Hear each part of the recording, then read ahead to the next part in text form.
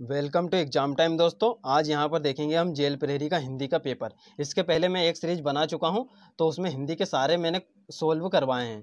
ठीक है, तो इस प्रकार हम यहाँ पर देखेंगे कि हम किस प्रकार से गलत आंसर को एलिमिनेट करके सही आंसर तक कैसे पहुँचे, है ना। बहुत ही शानदार क्वेश्चन पूछे गए थे जेल प्रहरी में 2018 में क्वेश्चन। आप एक नज़र से भी आंसर दे सकते हैं, बाकी कुछ कुछ प्रश्नों में उलझाया भी गया है। तो इसी प्रकार हम सारे हम देखेंगे किस प्रकार से हम इन्हें सोल्व कर सकते थे या किस प्रकार से हम राइट आंसर तक पहुंच सकते थे। तो देखिए, जैसे कि हमारा यहाँ पर पहला प्रश्न है, पहाड़ के लिए सही पर्यायवाची शब्दों की पंक्ति को चुनिए। ठीक है, तो देखिए पहाड़ के लिए आपको एक तो पता ही होगा पर्वत। ठीक है, तो पर्वत यहाँ पे 3 ऑप्शन में पर्वत दिया गया है। ठीक है, तो ये तीनों ऑप्शन में हमें यहाँ पे पर्वत दिया गया है। तो इसी प्रकार एक होता है गिरी। ठीक है, तो इसमें गिरिजा दिया, तो ये हमारा ये ऑप्शन एलिमिनेट हो गया। ठीक है, तो उसी प्रकार यहाँ पे पार्वती दिया है, तो पार्वती भी कोई पहाड़ का कोई पर्यायवाची नहीं होता है। अब हमारे पास बचे हैं 2 ऑप्शन। ठीक है, तो इस देखिए, अब जैसे कि यहाँ थर्ड ऑप्शन में देखिए, यहाँ लिखा है आंचल। ठीक है, तो आंचल भी किसी प्रकार का पहाड़ का कोई पर्यायवाची नहीं होता है, तो हमारा ये सेकंड वाला राइट आंसर हो जाएगा। तो इस प्रकार से आपको राइट आंसर तक पहुंचना है। ठीक है, आप वापिस से मतलब चारों ऑप्शन को देखोगे तो बहुत कंफ्यूजन होगा। तो आप क्या करिए, जो जो रॉन्ग है उसे आप हटाते चलिए, तो आप आसानी से राइट आंसर तक पहुंच जाएंगे। इसी प्रकार हमारा नेक्स्ट क्वेश्चन हम यहाँ पर देखते हैं।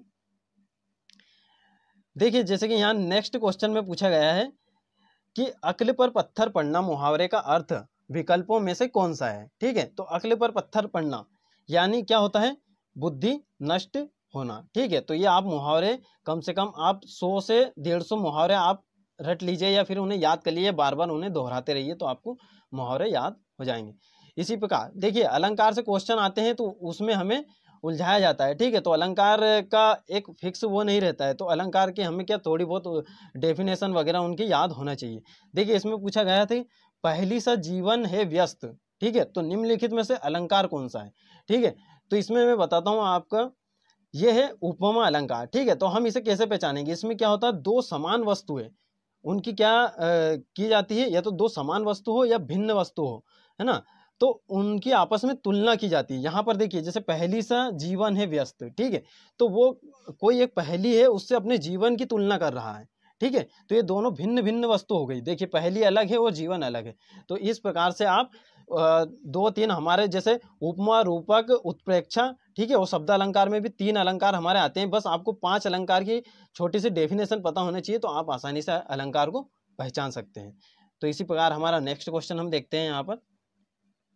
देखिए, जैसे कि मैंने फर्स्ट वीडियो में बताया था कि जैसे प्रत्यय प्रत्यय हमेशा पीछे लगाया जाता है, उपसर्ग हमेशा आगे लगाया जाता है। बस आप इतना सा ध्यान रखिए, तो आप आसानी से आंसर तक पहुंच जाएंगे। देखिए, जिसमें यहाँ लिखा है आओ। ठीक है, तो हम देखेंगे कौन से शब्दों में आओ आ रहा है हमारा। ठीक है, तो देखिए, जैसे कि यहाँ यहाँ यक आ रहा है लास्ट में, तो ये हमारा गलत हो जाएगा। ठीक है, और यहाँ पे इन सारों शब्दों को तोड़ दिया गया है। ठीक है, तो ये भी हमारा आंसर नहीं होगा। और यहाँ वक लिखा है, तो ये भी नहीं है। देखिए, यहाँ पड़ाव में लास्ट में आओ आ रहा है। ठीक है, तो ये हमारा राइट आंसर हो जाएगा। तो हमारा फर्स्ट वाला क्या हो जाएगा, राइट आंसर हो जाएगा। इसी प्रकार हम नेक्स्ट क्वेश्चन यहाँ पर देखते हैं। देखिए, जैसे कि यहाँ पर दिया गया है अहतियात। एहतियात निम्नलिखित में से कौन सा विलोम शब्द है। ठीक है, इसमें विलोम शब्द पूछा है। ये हमारा कौन सा, अरबी भाषा का क्या है, ये हमारा शब्द है। ठीक है, तो आप इसे अच्छे से याद रखिएगा। जैसे कि एहतियात बरतना, जब भी कोई शुभ काम के लिए या फिर कहीं पे बाहर जाते हैं हम घर से, तो हमारे घर वाले क्या कहते हैं, एहतियात बरतना, यानी सावधानी रखना। ठीक है, सावधानी, और सावधानी का विपरीत क्या होता है, लापरवाही। ठीक है, आप सावधानी नहीं रखोगे तो क्या हो जाएगी, वो लापरवाही। तो इसका हमें आसानी से इसका उत्तर हमें मिल गया है, तो ये वाला हमारा आंसर हो जाएगा इसमें, फोर्थ वाला। उसी प्रकार हम यहाँ पर नेक्स्ट क्वेश्चन देखते हैं। देखिए, जैसे कि इसमें पूछा गया था कि संधि विच्छेद, इसमें पूछा गया था संधि विच्छेद किसका, परिणाम का। ठीक है, परिणाम का। देखिए, फर्स्ट वाला तो हमारा वैसे ही हो गया है, क्यों, इसमें पारी नम है। ठीक है, तो ये हमारा खत्म हो गया। अब देखिए, दूसरा वाला भी हमारा रोंग हो गया, क्यों, इसमें भी पारी दिया है, और इसमें देखिए पारी, ये इसमें बड़ी की मात्रा लगी, तो ये भी नहीं। तो हमारा कौन सा बच गया, थर्ड वाला। तो ये हमारा राइट आंसर हो जाएगा, थर्ड वाला। ठीक है, इसी प्रकार से आप आसानी से हिंदी के क्वेश्चन आप आसानी से कर सकते हो। ठीक है, एक छोटा सा मतलब आपको बस पुराने क्वेश्चन पेपर थोड़ा सा देख लेना है, तो उससे आपको क्या पता चल जाएगा कि किस प्रकार से हमें राइट आंसर तक पहुंचना है। देखिए, जैसे कि ये वाला भी क्वेश्चन मतलब बहुत ही सिंपल है, ये हमने बहुत बार पढ़ा है कि स्रोत का शुद्ध रूप क्या होगा, है तो आपको पता होना चाहिए किस शब्द को किस प्रकार लिखा जाता है।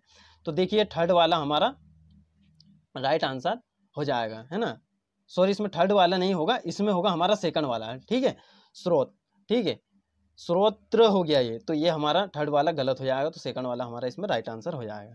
तो इसी प्रकार हम नेक्स्ट क्वेश्चन यहाँ पर देखिए, देखिए आपके जितने भी 9 या 11, कहीं कहीं 11 माने गए हैं, कहीं कहीं 9 माने गए हैं, तो आपको पूरे रस के स्थायी भाव पता होना चाहिए। जैसे श्रृंगार का रति, हास्य का हास, है ना, और करुण का शोक, तो उसी प्रकार होता है शांत का क्या होता है, निर्वेद, ठीक है। तो इसमें आसानी से आप आंसर तक पहुंच सकते हैं।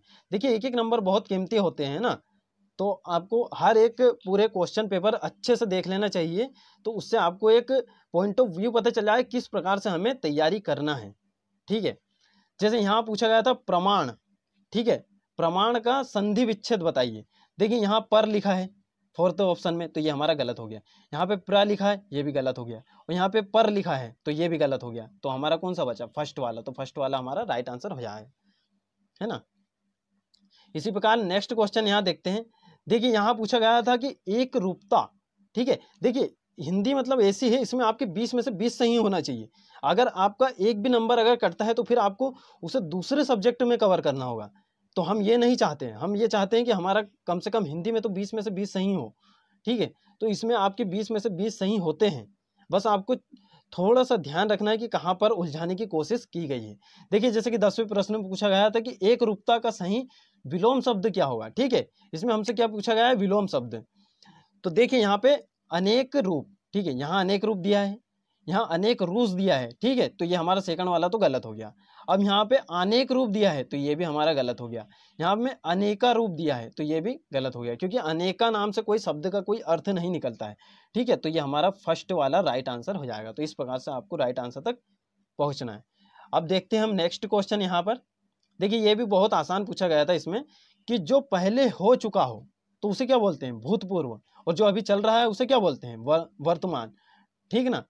और अब देखिए जैसे कि ये आगे होने वाला उसे भविष्य कहते हैं ना, तो हमारा यहाँ पे राइट आंसर मिल चुका है हमें। तो हमें बाकी ऑप्शन देखने की भी कोई आवश्यकता नहीं है। बाकी अगर कभी थोड़ा बहुत कन्फ्यूजन हो तो आप अगले ऑप्शन यहाँ पर देख सकते हैं। तो हमारा राइट आंसर कौन सा होगा यहाँ पर, ये फर्स्ट वाला। इसी प्रकार हम नेक्स्ट क्वेश्चन यहाँ पर देखते हैं।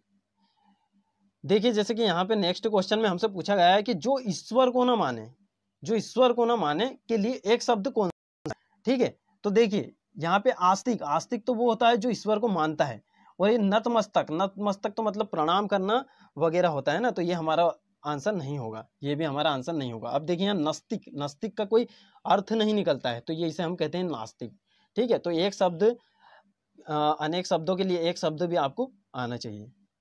देखिए जैसे कि हमारा यहाँ पर क्वेश्चन दिया गया है याक्षिणी, याक्षिणी का शुद्ध रूप कौन सा है, ठीक है। हमसे यहाँ पूछा गया है याक्षिणी का शुद्ध रूप कौन सा है। देखिए जैसे कि यहाँ हमें सेम टू सेम इसी शब्द का उच्चारण यहाँ पर चाहिए, है ना, वैसा का वैसा उच्चारण होना चाहिए। देखिए यहाँ पे यक्षिणी लिखा है, तो ये हमारा गलत हो गया।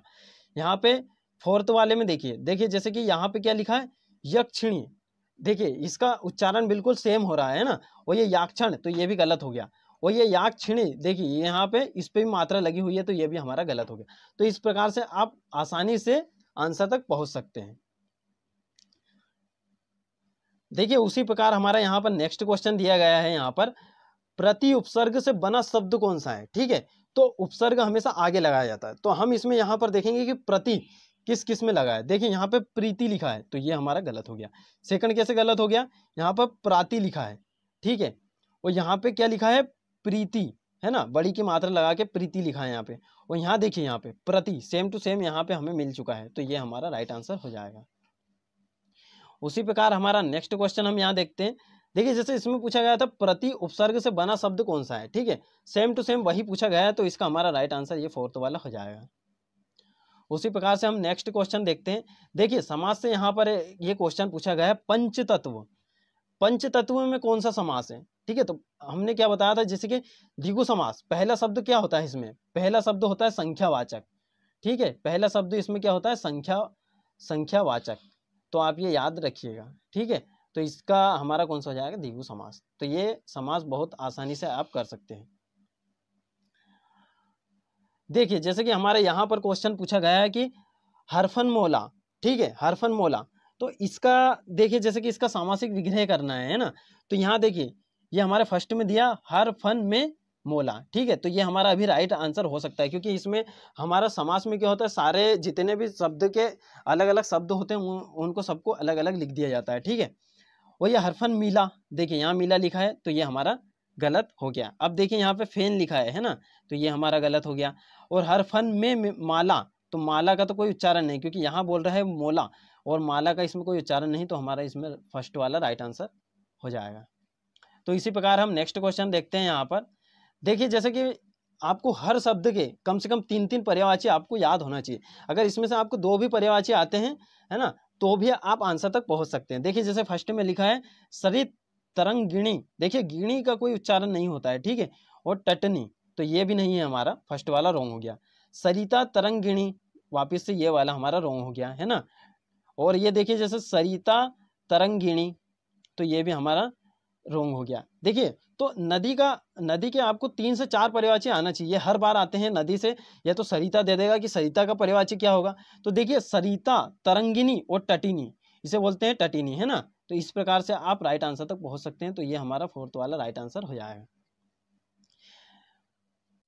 जैसे कि देखिए इस क्वेश्चन में हमसे पूछा गया था कि को तुम है घनश्याम हम, तो बरसों कित जाई, नहीं मनमोहन है प्रिय दिन क्यों पकड़त पाए। देखिए जैसे इस अलंकार में हमसे पूछा गया है कि यहाँ पहचानिए कौन सा अलंकार है। देखिए अलंकार का क्या होता है, अलंकार को पहचानने के लिए उनकी परिभाषा हमें रटी होना चाहिए, कम से कम 6 अलंकार की हमें परिभाषा रटी होना चाहिए, ठीक है। तो 2 प्रकार के अलंकार होते हैं, अर्थ अलंकार और शब्द अलंकार। तो उस शब्द अर्थ अलंकार में भी 3 प्रकार के हैं, वो इधर भी 3 प्रकार के, जो फेमस है, हर बार पूछे जाते हैं। इसे हम कैसे पहचानेंगे, यहाँ पर को तुम है घनश्याम हम, देखिए बात हो रही है यहाँ पे कृष्ण भगवान की घनश्याम की। वो कह रहे हैं, मतलब सामने वाला व्यक्ति पूछ रहा है कि कौन हो तुम, तो वो कह रहा है घनश्याम, है ना। तो वो सामने वाला व्यक्ति ने अर्थ का अनर्थ कर दिया। वो क्या समझ रहा है कि जो बादल बरसाने वाले जो घन होते हैं, ठीक है, वो वाला समझ रहा है वो, ठीक है। तो ऐसे हम पहचान सकते हैं जैसे कि वो मतलब अर्थ का इसमें अनर्थ हो जाता है। तो ये हमारा कौन सा होता है, वक्रोक्ति अलंकार।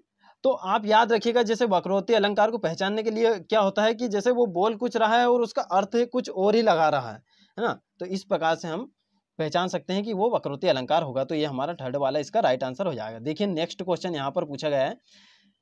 देखिए जैसे कि इसमें भी कंफ्यूजन होगा, जैसे किलकत कान घुटरिवनी आवत, मणिमय कनक नंद के आंगन बिंब बिंब पकरीबे धावत, ठीक है। तो इसमें पूछा गया है रस, हमसे पूछा गया है कौन सा रस है।